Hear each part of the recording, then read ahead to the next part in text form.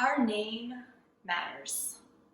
Our name brings with it our identity, whether it is our real name or a nickname given to us that describes who we are or a trait that we have.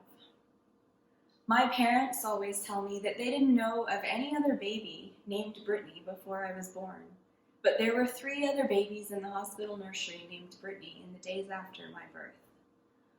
I remember when I was in middle school, there were 5 other Brittany's in one of my English classes of about 25 people.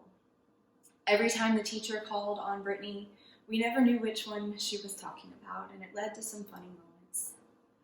I was born on the front end of about a 10-year period when Brittany was a very popular name. I looked it up recently, and between 1988 and 1991, almost 2% of female babies born were named Brittany. As a child, I always wanted to change my name because I didn't want to share it with so many of my peers. I wanted to be unique. In the Bible, a person's name often described their character. When a person received a new name, it meant a new beginning. God changed Abram's name, which means exalted father, to Abraham, which means father of many, signifying God's covenant with him that his descendants would be as numerous as the stars in the sky. Jesus gives Simon, which means he has heard, a new name as well. He says his new name will be Peter, which means stone or rock. As Jesus declared, "On this rock I will build my church, and the gate of Hades will not prevail against it." In Scripture, a name change signified a change in relationship. For Abraham, it was a new covenant with God. And for Peter, it was an affirmation of his faith, even though he would struggle to hold on to that faith on some of the most difficult days. There's another name change that happens in the book of Genesis that I'd like to talk about today. Hear these words from Genesis chapter 32, verses 22 through 32, about Jacob. The same night he got up and took his 2 wives, his 2 maids, and his 11 children and crossed the ford of the Jabbok. He took them and sent them across the stream, and likewise everything that he had. Jacob was left alone, and a man wrestled with him until daybreak. When the man saw that he did not prevail against Jacob, he struck him on the hip socket, and Jacob's hip was put out of joint as he wrestled with him. Then he said, "Let me go, for the day is breaking." But Jacob said, "I will not let you go unless you bless me." So he said to him, "What is your name?" And he said, "Jacob." Then the man said, "You shall no longer be called Jacob, but Israel, for you have striven with God and with humans, and have prevailed." Then Jacob asked him, "Please tell me your name."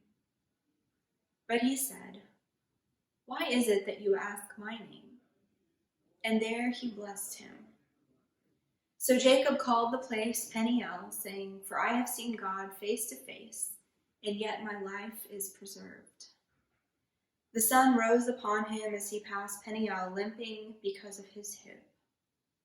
Therefore, to this day, the Israelites do not eat the thigh muscle that is on the hip socket, because he struck Jacob on the hip socket at the thigh muscle. Jacob's story spans half the book of Genesis, from when he is born in chapter 25 to his death and burial in chapter 49. We get many more details about his life than we do most other people in Scripture.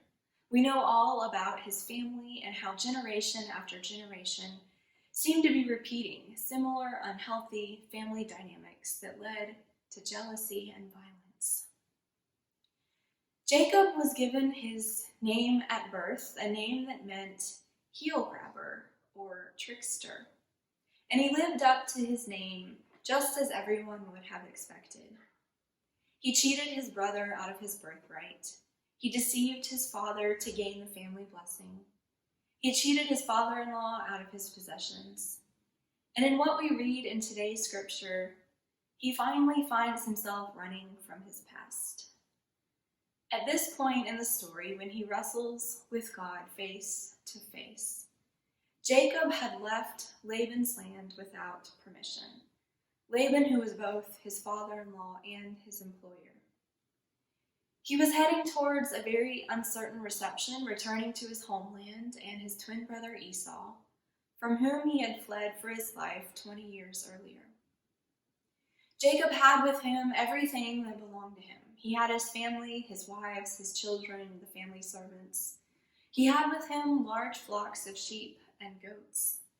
He had with him everything he had earned and gathered and produced for all of the years that he worked for his father-in-law. Jacob was nervous and afraid, and understandably so. He had good reason to fear an attack from behind by Laban. He had good reason to fear an attack from ahead by Esau. While making this journey, Jacob decided to divide his resources in half, so that if he did get attacked, not everything would be taken all at once. Hoping desperately that he would see them again on the other side of the long journey, he sent one group up and over the mountains, and he took his group by the Jabbok and Jordan rivers. They traveled this way for a while, and then on the night which this story of Jacob wrestling takes place, he gave his servants some instructions, kissed his family, and sent them and all of the livestock ahead so that he could be alone on the bank of the Jabbok River. And scripture makes it sound so simple at first. It simply says Jacob was left alone, and a man wrestled with him until daybreak. But we are left with so many questions. Who is this man? Was it Laban? Was it Esau? Was it a wild animal he mistook for a man? Was it an internal struggle within Jacob's own conscience for all the people he had deceived and hurt? Jacob must have wrestled and wrestled, because the man could not prevail against him. So eventually he struck his hip socket. And still Jacob wrestled some more until the other man finally says, "Let me go, for the day is breaking." But Jacob said, "I will not let you go unless you bless me." After hours of wrestling through the night, I wonder what it was about this man that made Jacob think he could give him a blessing. I wonder what kind of blessing Jacob was wanting or needing most in that moment. And after that exchange, the man asked Jacob a question. "What is your name?" And after Jacob tells him his name, the man says, "You shall no longer be called Jacob, but Israel, for you have striven with God and with humans and have prevailed." And Jacob asks him for his name, but the man simply responds, "Why is it that you ask for my name?" And there he blessed him. And so Jacob called the place Peniel, which means "I have seen God face to face." When Israel got up from this experience, he was still limping because of his hip. And like so many other stories in Scripture, this one leaves us with a lot of questions and few answers. I wonder if Jacob's heart sank when the stranger asked him his name, because saying his name in some ways meant confessing the demons of his past, the lying, the cheating, the manipulating. But the man essentially says to him, "No, that is your past. That is not who you are today, or at least not who you have to be today. You have struggled with your past, you have struggled with your family, you have struggled with God, and you are now Israel because you will prevail."